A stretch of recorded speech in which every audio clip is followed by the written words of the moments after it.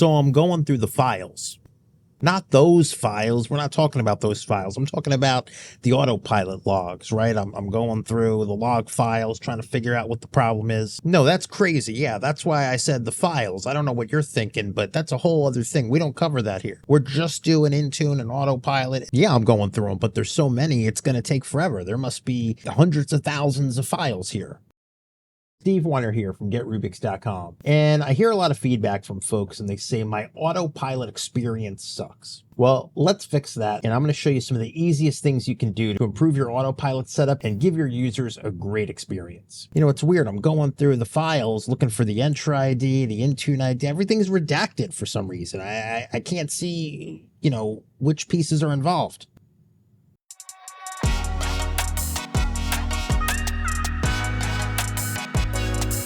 GetRubix, solving for the modern workplace. I would say the number one problem most folks have with Autopilot is the enrollment status page. So I'm here in Intune and I'm going to go to Windows. We're going to click on Enrollment and we're going to go down to Enrollment Status Page. Now, the first thing is how many enrollment status pages I have. What I want you to remember is the enrollment status page in most cases is just a traffic cop. It's only waiting for the apps you tell it if they're installed to the device. So if you have one build that gets apps A, B, and C, and another build that gets A, B, D installed, you can have the same enrollment status page that waits for all four of those apps, A, B, C, and D, because it'll only hold them there if they're assigned. And I think we have a common misconception of how that works. Not to say you can't have more, but you would need a very different reason or maybe a different help message to have multiple ESPs.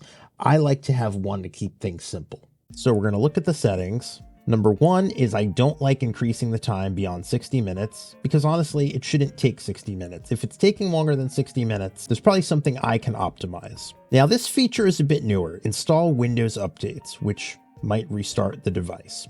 There's two schools of thought on this. One is, of course, yes, you want to have updates before the user is at the desktop, but as long as this is a fairly recent build of Windows, I'm still an advocate for no, because I don't want the ESP taking longer than it has to. In my opinion, the user getting to the desktop with the apps they need to start working while Windows Update does its thing in the background is a better experience. Now down here, I would rarely set this to all because depending on how many apps are required, it's just going to be a long time. And this is where the balancing act of Autopilot comes in, right? You really want to make sure you're determining only what a user needs to do their job before they're at the desktop. So I only want apps down here that need to be there before the user is at the desktop. So Company Portal for me is a good one. A lot of the times Chrome ends up being important.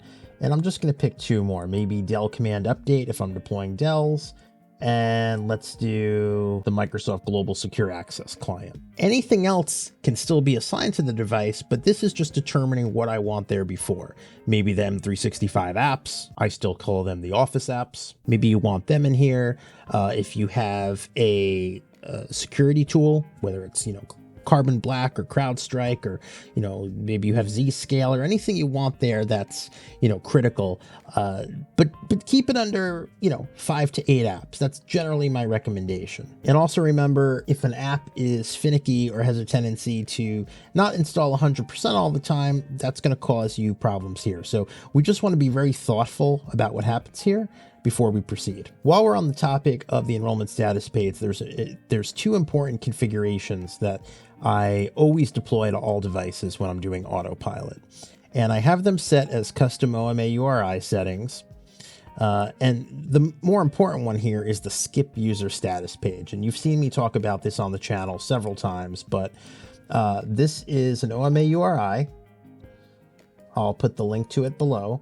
And what this does is this skips the third portion of the enrollment status page, right? You start with, the top two involve enrolling the device and setting up the device, but then it goes right to the desktop. And in most cases, this is where problems come in.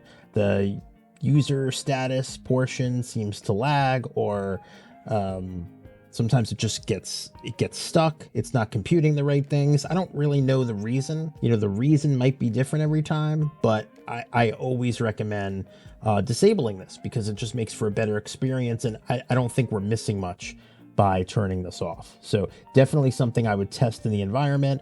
I'm also setting this policy, enable first logon animation. I'm setting it to disable basically as a 0. This is also in the settings catalog, but this essentially turns off that slow strobing, hey, we're happy you're here, we're getting everything ready, and instead replaces it with a nice preparing Windows static screen. It's a little more professional. It feels like it takes a bit faster, and again, better user experience. Next up is your platform scripts. What are you deploying here? Because scripts will come down very early in the process. So if you have a script assigned to all devices, I would make sure it's not something that's throwing off your deployment. Sometimes we don't know, or we set up a script a while ago and we're not thinking about how it behaves during autopilot. So it's worth coming back into scripts and remediation and platform scripts to see what's going on. Now let's look at some basic enrollment settings that we don't always think to look at, but they can tank autopilot if they're not set correctly. First up is automatic enrollment. This only applies to Windows devices, and you know we took a look at this in our last video on personal devices, but I am a firm believer of setting this to all. When we enter join, when we go through autopilot, any device can come through. A good way to protect this is by blocking personal enrollment, and you're going to do that in device platform restriction. Select your restrictions policy and make sure Windows MDM is set to block. So now that automatic enrollment is set to all, only corporate devices can go through. Autopilot, provisioning packages, GPO.